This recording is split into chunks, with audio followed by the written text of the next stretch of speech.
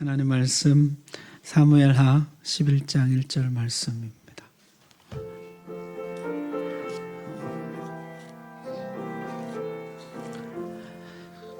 구약성경 478조 사무엘하 11장 1절 말씀. 하나님 말씀 봉독할 때 우리 다 함께 자리에서 일어나셔서 우리 한 목소리로 봉독합니다. 시작. 그 해가 돌아와 왕들이 출전할 때가 되매 다윗이 요압과 그에게 있는 그의 부하들과 온 이스라엘 군대를 보내니 그들이 암몬 자손을 멸하고 랍바를 에워쌌고 다윗은 예루살렘에 그대로 있더라. 아멘. 감사합니다. 하나님 말씀 전하겠습니다. 자, 다윗의 인생에서 절대로 잊지 못할 이름 둘을 꼽으라면은 아마도 골리앗과 밧세바일 것입니다. 거칠고 무서운 거인 골리앗과 부드럽고 아름다운 여인 밧세바. 이 둘은 공통점이 있어요. 다윗의 진짜 모습, 민낯을 드러내 준다는 것입니다. 이 둘을 만날 때 다윗의 상황은 정반대였습니다. 골리앗을 만났을 때는 다윗은 아직 어리고 무명이었으며 세상 경험이 많지 않았던 때였습니다. 반면에 밧세바를 만났을 때는 충분히 나이가 들었고 백성들로부터 칭송과 명성을 얻고 있던 그의 생애 최대 전성기였습니다. 골리앗과의 만남은 다윗이 얼마나 하나님께 집중되어 있는 사람인지를 보여주었습니다. 다윗은 보이는 거인보다 보이지 않는 하나님께 주목하는 사람이었어요. 하나님을 신뢰했고 그 순간 하나님의 도우심을 조금도 의심하지 않았습니다. 한편 밧세바와의 만남은 다윗의 마음속 깊은 곳에 가라앉아 있던 그의 죄의 본성을 보여주었습니다.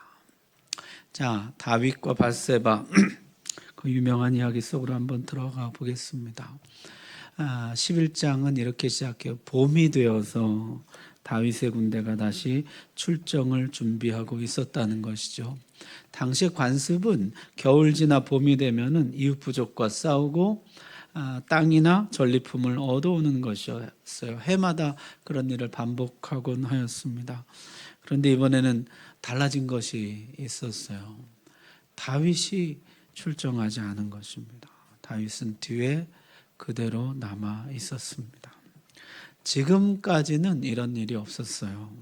다윗은 언제나 최전선에서 진두지휘했었습니다. 모든 용사들이 두려워 떨고 있을 때에도 혼자 맨 앞에 나가서 골리앗과 싸웠던 사람이거든요. 블레셋과 싸울 때나 아말렉과 싸울 때나 다윗의 자리는 언제나 최전선 최전방이었어요. 맨 앞이었습니다. 그런데 이번에는 뒤에 남은 것이에요. 그의 태도가 약간 달라진 것을 보게 됩니다. 최전방에서 후방으로 물러났어요. 솔선수범에서 방관으로 물러났습니다. 치열함에서 느슨함으로 물러났습니다. 여러분, 태도는 곧 그의 인생이고 그 사람이잖아요. 다윗의 태도는 곧 시험에 봉착합니다. 왕궁 옥상을 거닐다가 한 여인이 목욕하는 장면을 목격하게 돼요. 너무나 아름다웠죠. 여러분 그림 한번 보세요. 제가 찾은 그림 중에 가장 온순한 그림입니다. 우리 중고등부 학생들이 있기 때문에 명화는 뭐 별 좋은 게 많아요. 근데 우리 중고등학생들 보기가 조금 그래서 하여튼 자 왕궁 옥상을 거닐다가 너무나 아름다웠다는 것이죠. 여러분 예전에 그 최전방의 영성, 그 치열함의 영성이었더라면은 그때 그 태도였더라면 이것 그냥 쉽게 지나갈 수 있었을 것이에요. 그러나 지금은 관망의 영성, 느슨함의 영성이거든요. 이 태도로는 이거를 넘어가지 못하는 것이에요. 그녀를 데려오게 해서 잠자리를 같이 하고 그 다음에는 거의 모든 성범죄가 그러하듯이 무책임하게 내팽개치듯 그녀를 돌려보냈습니다. 그녀의 이름은 밧세바였고 그녀의 남편 우리아는 그때 전쟁에 나가 있었어요.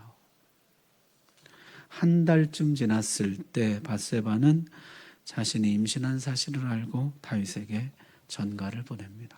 내가 임신하였나이다. 다윗은 이제 이런 문제쯤은요 능숙하게 처리합니다. 당장 그녀의 남편 우리아를 전쟁에서 불러들입니다. 그리고 그에게 특별 휴가를 줌으로써 이 문제를 해결하려고 합니다. 휴가를 받은 우리아는 피곤한 심신을 이끌고 곧장 집으로 갈 것이고 아내와 잠자리를 하므로 장차 태어날 아이는 당연히 우리아의 아이로 여겨지게 될 것입니다. 끝. 야, 정말 깔끔하게 해결될 것이에요. 그런데 문제가 발생하죠. 우리아가 집으로 안 간 것이에요. 불러서 왜 안 갔느냐 물었더니요. 그 대답이 이래요. 동료들은 지금 전쟁터에서 목숨을 걸고 싸우고 있는데 하나님의 괴가 지금 전선에 나가 있는데 아직 하나님이 약속하신 약속의 땅을 다 정복하지 못했는데 어떻게 나만 혼자 집에서 편히 쉽니까? 그래서 집으로 가지 않고 왕궁 문간 병사들의 숙소에서 잤다는 것이에요. 이렇게 충직한 신하 충성된 군인이 있을까요? 여러분, 이 사람이 햇사람 우리아인데요, 햇쪽 속 사람이에요. 이방인이에요. 이방인이었지만 누구보다 하나님께 신실했고 왕에게 충성했던 인물이에요. 다윗의 30용사 중에 한 사람이에요. 그 나라에서 가장 용맹스럽고 가장 충성된 사람이었던 것이죠. 다윗이 좀 더 치밀한 계획을 세웁니다. 이번에는 우리아를 불러다가 왕의 상에 앉혀놓고 왕과 함께 먹고 마시게 하고 취하게 합니다. 술 기운에 판단력이 흐려지길 기대한 것이죠. 그런데 이 사람이 그날도 집으로 안 가는 것이에요. 정말 충직한 사람이었던 것이에요. 어떤 신학자는요, 술 취한 우리아가 정신 멀쩡한 다윗보다 더 경건하다 그랬어요. 계략이 먹혀들지 않자 다윗은 군대 장관 요압에게 보내는 편지 한 통과 함께 우리아를 다시 전쟁으로 보냅니다. 그 편지에는요, 맹렬한 싸움에서 우리아를 최전선에 배치시키고 너희는 뒤로 빠져라는 명령이 적혀 있었어요. 요압은 그런 음모에 익숙한 사람이었습니다. 그 말뜻을 바로 알아들었어요. 다음날 전투에서 우리아는 전사합니다. 우리아의 죽음을 알리는 전갈이 다윗에게 도착합니다. 애도의 기간이 끝나자 다윗은 밧세바를 데려와 아내를 삼습니다. 자, 여기까지가 이제 밧세바 사건의 전말이에요. 우리는 놀라게 됩니다. 어떻게 다윗이 이럴 수가 있지? 순간의 정욕이 발동하여 시작된 일이 나중에는 극악무도한 성범죄요 살인으로까지 발전하게 되는 것이에요. 어떻게 이 지경까지 이른 것인가? 여러분, 사실 이게 누구 방식이에요? 이게 사울이 쓰던 방식이거든요. 결혼을 미끼로 다윗을 적진 한복판에 몰아내서 죽이자 그랬었잖아요. 그런데 지금 다윗이 똑같이 우리아를 적진 깊숙이 몰아넣어 죽인 것이에요.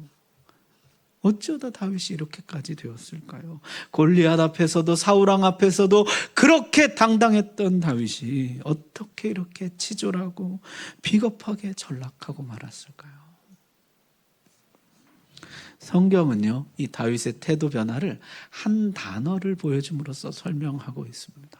그것은요, 보내다라는 단어예요. 여러분, 11장 12장에 이 보내다는 단어가 계속 반복되어 나타나고 있어요.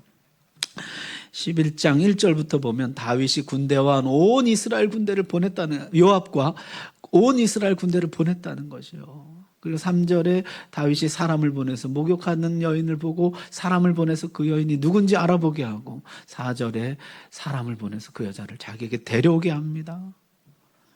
그리고 그 여자가 임신하자 6절에 군대 장관 요압에게 우리아를 내게 보내라 편지를 보내죠. 12절에 내가 너를 휴가를 주어 너희 집으로 보내리라. 그런 다음에 내가 널 군대로 보내기라. 이렇게 얘기합니다. 13절에 다윗이 그를 불러서 먹고 마시게 취하게 해서 집으로 보내죠. 14절에 이 계략이 통하지 않자 편지를 써서 이 편지를 들려서 다시 요압에게로 보냅니다. 계획대로 우리아가 죽자 27절에 다윗이 사람을 보내서 밧세바를 왕궁으로 데려와 아내를 삼았다는 거죠. 자, 여기 이야기를 보면요, 다윗은 계속해서 군대를 보내고 사람을 보내고 전령을 보내고 우리아를 보내라고 명령하고 우리아를 불러서 집으로 내려보내고 편지를 써서 우리아를 또 전쟁에 내보내고 그렇게 우리아를 완전히 보내버린 후에 사람을 보내서 밧세바를 데려온 거죠. 그럼 다윗은 지금 왕입니다. 사람이건 군대건 남자건 여자건 보낼 수도 있고 부를 수도 있다는 것이죠. 여러분 혹시 이런 느낌 아세요? 사람들을 내 마음대로 움직일 수 있는 어떤 힘을 느끼는 그런 희열? 너 여기 있어. 넌 거기 가. 넌 여기 그대로 남아. 내가 내 마음대로 할 수 있다는 이 느낌. 여러분 이것은 얼마나 근사하고 멋진 느낌입니까? 부하 직원들, 가족들, 아이들, 친구들, 주변 사람들 내 마음대로 움직여지는 어떤 힘. 여러분 이런 게 권력의 맛 아니에요. 모든 걸 내 마음대로 할 수가 있고 모든 사람을 내 마음대로 조정할 수가 있다는 것이죠. 이게 매우 위험한 것이거든요. 다윗이 여기 한번 빠지니까 나중에 어디까지 갑니까? 남의 아내도 내 마음대로 취할 수 있다고 생각하고 사람을 보내서 불러드립니다. 그 남편의 위치도 내 마음대로 정할 수 있다고 생각하고 전투의 맨 앞에 위치시키라 이렇게 명령합니다. 그 생명도 내가 결정할 수 있다고 생각하고 너희는 그리고 뒤로 빠져서 그를 죽이라 명령합니다. 다윗은 지금 마치 자신이 하나님이라도 된 듯이 행동합니다. 밧세바의 하나님이라도 되는 양 그녀를 끌어다가 자기에게 종속시키고 우리아의 하나님이라도 되는 양 그의 운명을 결정짓는 명령을 내립니다. 죄란 게 참 묘한 것이요.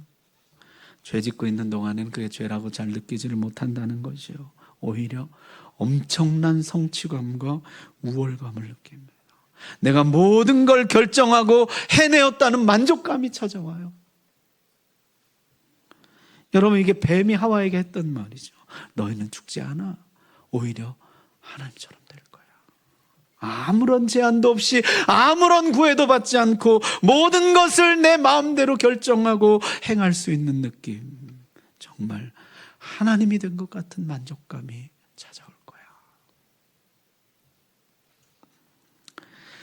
사람을 보내서 밧세바를 불러왔을 때 다윗은 그것을 죄라고 느끼지 못합니다. 오히려 사랑이라고 느낍니다. 여러분 사랑 이것이 얼마나 따뜻하고 좋은 느낌이에요.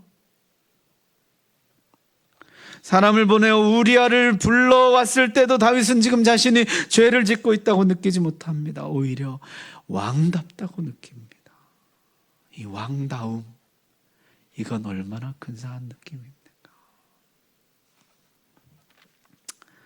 그러는 와중에 하나님은 온데간데 없고 찬양과 경배, 경외와 순종은 어디론가 사라지고 말았어요. 얼마 지나지 않아서 다윗은 실상을 깨닫게 됩니다. 이제 다른 사람들이 다윗에게 보내기 시작해요. 11장 5절 한번 보십시오.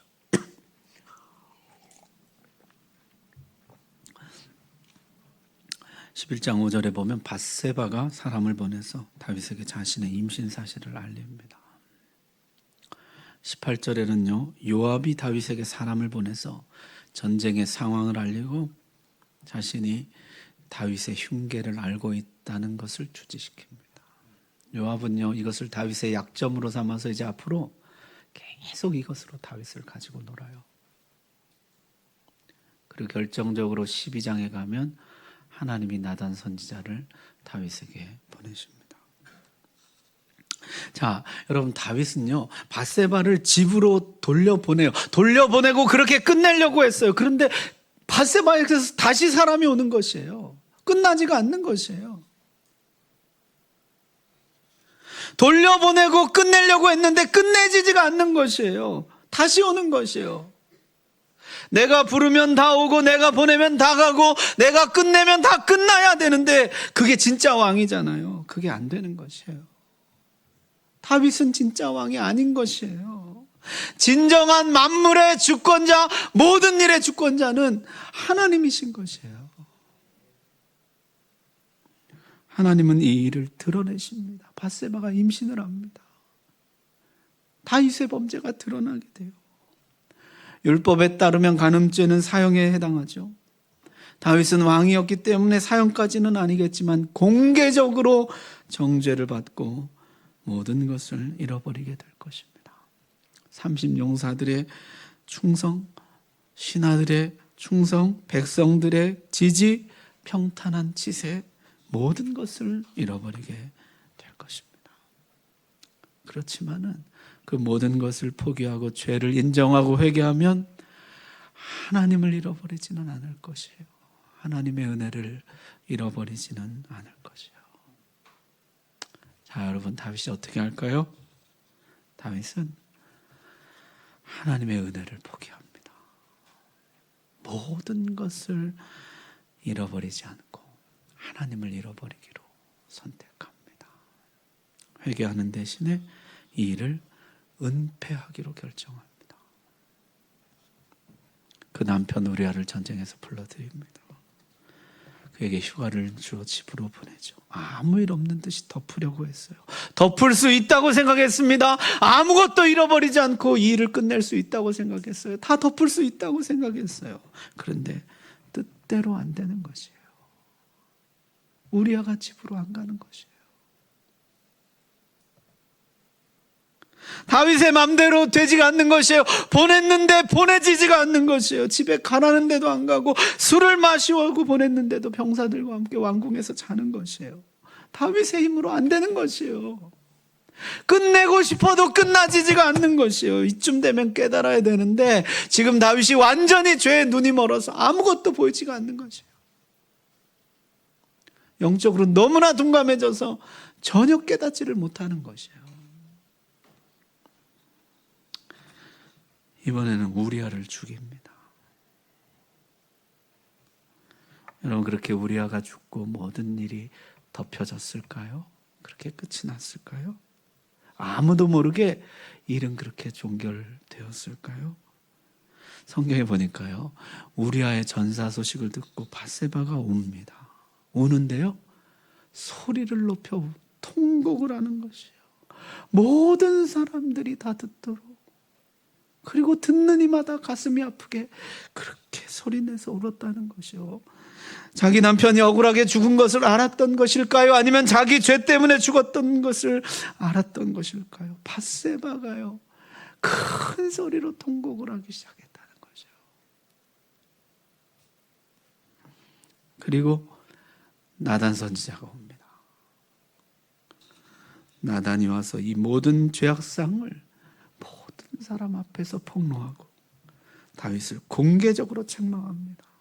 하나님은 이 일을 백주대낮에 모든 사람에게 드러나게 하십니다. 자, 여러분, 지금 다윗이 망각하고 있는 것이 무엇일까요? 내가 하나님이 아니라는 사실이에요. 오직 하나님만 하나님이시라는 사실이에요. 여러분, 우리는 부르는 자가 아닙니다. 부름 받은 자입니다. 우리는 보내는 자가 아닙니다. 보냄 받은 자입니다. 우리는 왕이 아닙니다. 그의 백성입니다. 우리는 창조주가 아닙니다. 그의 피조물인 것이에요. 우리는요, 하나님이 부르시고 보내시고 행하시고 끝내시는 일에 그 하나님의 모든 행하심에 응답하는 자인 것이에요. 오직 하나님만 부르시고 보내시고 행하시고 끝내시는 것이에요. 우리는요, 부르신 곳에서 보내신 곳에서 하나님이 행하시는 일에 하나님의 끝내심에 믿음으로 응답하는 것, 그것이 바로 우리의 본분인 것입니다. 지금도 이 이야기는 반복되고 있습니다. 많은 사람들이 내 소유, 내 생명을 넘어서 남의 소유, 남의 운명까지 내가 결정할 수 있다고 생각합니다. 그런 느낌을 좋아하고 추구합니다. 모든 것을 내 마음대로 할 수 있는 것 같은 이 느낌, 내가 하나님 된 것 같은 이 느낌을 즐긴다는 것이에요. 거기에 함정이 있습니다. 자, 이 이야기는요, 나단 선지자가 오면서부터 달라집니다. 나단은 당시 재판장이었던 왕에게 어떤 사건의 판결을 요청합니다. 다윗을 재판관의 자리에 올려놓은 것이죠. 그리고 나서 이야기를 시작합니다. 어느 마을에 두 사람이 있었는데 한 사람은 부하고 한 사람은 가난했습니다.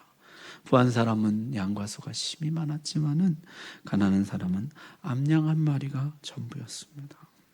그 가난한 사람은 한 마리 양을 자기 자식같이 아끼고 사랑했습니다. 그런데 어느 날 부자에게 손님이 찾아왔습니다. 이 부자는 자기 양이 아깝다고 그 가난한 사람의 양을 빼앗아 잡았습니다. 여기까지 듣고 다윗이 대노합니다. 다윗은 목동이었잖아요. 이 이야기에 완전히 몰입됩니다. 양 한 마리밖에 없는 사람이 그 양을 얼마나 아끼는지 누구보다 잘 아는 사람이 다윗이거든요. 다윗도 목동 시절 그랬었잖아요. 그런 놈은 맹세코 죽어야 합니다. 4배 변상하게 한 후에 사형에 처하라. 엄한 판결을 내립니다. 여러분, 이 판결은 시행됩니다. 다윗은 우리 한 사람을 죽였지만은 다윗은 내 아들이 죽습니다. 지금 밧세바와 가진 아기가 죽고 암논이 죽고 압살롬이 죽고 아도니아가 죽습니다. 아들 4명이 죽임을 당해요. 다윗이 엄하고 공정한 판결을 내리며 그 파렴치한 인간을 정죄할 때 나단이 말합니다. 당신이 그 사람이라. 여러분, 성경이 죄인을 다루는 것을 보십시오. 남의 이야기 같이 쭉 하다가 우리를 재판장의 자리에 올려놓고 이야기를 쭉 하다가 듣는 우리가 분노하고 치를 떨고 그런 인간이 세상에 또 있냐고, 그런 인간은 죽어 마땅하다고 정죄할 때 성경이 정색하고 말하는 것이요, 당신이 그 사람이라. 우리는요, 성경 말씀을 들을 때 마치 남의 이야기를 듣는 것처럼 천연덕스럽게 듣습니다. 나는 마치 다윗의 죄와는 아무런 관계도 없는 것처럼, 아브라함이 흉년 때 고향 약속의 땅을 버리고 아내를 비겁하게 누이라 속이고, 야곱이 아버지의 복을 빼앗기 위해서 그 앞에서 형 흉내를 내면서 형에게 거짓말을 하고 이 모든 술수를 쓰는 이야기, 10번이나 광야에서 하나님을 거역하고 불평하는 이 이스라엘 백성들의 이야기를 들으면서 나는 마치 아무런 상관도 없는 사람이 있냐? 세상에 그런 인간이 다 있나? 그러다가 성경이 갑자기 나에게 초점을 맞춥니다. 당신이 그 사람이라. 이거 네 얘기 아니냐고, 이거 네 얘기라고 성경이 말씀하는 것이에요. 자, 이 치명적인 선고 앞에 다윗이 섰습니다. 하나님이 주신 힘으로 너는 무엇을 하였느냐? 너는 누구를 보내었으며 누구를 불러들였으며 무엇을 덮으려고 하였고 무엇을 끝내려고 하였느냐? 마치 네가 모든 것의 주권자인 양 계획을 세우고 모략을 꾸미지 아니하였느냐? 하나님이 물으시는 것이에요. 자, 여러분, 다윗이 어떻게 할까요? 그런 일 없다. 어디서 왕을 모아놨느냐? 나단을 죽이고 또 덮든지, 아니면 인정하고 엎드려야 하는 것이에요. 다윗은 엎드립니다. 13절 한번 보십시오. 내가 여호와께 죄를 범하였노라. 다윗은 여기서 바른 선택을 합니다. 죄는 내가 끝낼 수 없다는 것을 인정합니다. 회개하지 않는 한 죄는 끝나지 않는다는 것을 그는 인정합니다. 내가 여호와께 범죄하였나이다. 여러분, 나단을 죽이면 끝납니까? 덮어집니까? 하나님이 다윗의 죄를 드러낼 수 있는 방법은 수천 가지, 수만 가지예요. 안 끝나는 것이에요. 회개하기 전에는 안 끝나는 것이에요. 하나님이 끝내시기 전에는 안 끝나는 것이에요. 내가 범죄하였나이다. 여러분 13절 다시 보십시오. 여호와께서도 당신의 죄를 사하셨나니 다윗은 비로소 풀려납니다.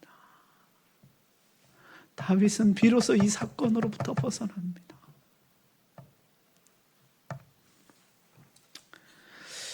자, 말씀 마치겠습니다. 여러분, 다윗의 죄가 무엇일까요? 밧세바에게 큰 수치와 고통을 안겼고 우리아를 죽이기까지 했습니다. 그는 비열하였고 치졸을 하였습니다. 그러나 그 모든 죄에 뿌리가 있어요. 내가 하나님이 되고자 하는 것이에요. 내가 내 마음대로 할 수가 있다고 느끼는 것이에요. 내가 내 영역 안에서는 누구라도 부를 수가 있고 보낼 수가 있고, 내가 내 영역 안에서는 어떤 일이라도 결정할 수가 있고 시작할 수가 있고 끝낼 수가 있다고 생각하는 것이에요. 내가 내 영역 안에서는 하나님이라고 생각하는 것이에요. 여러분, 이게요, 형편과 상황에 따라서 다른 양상으로 다른 형태로 나타나지 거의 모든 죄의 뿌리는 이것입니다.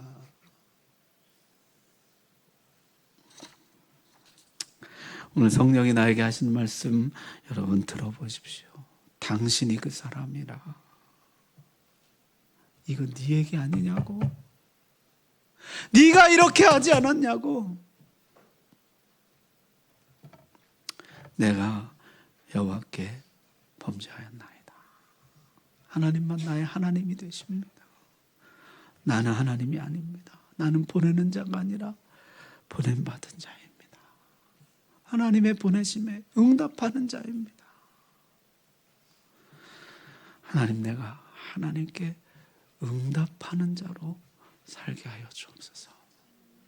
오늘 이것이 저와 여러분의 고백이 되기를 바랍니다.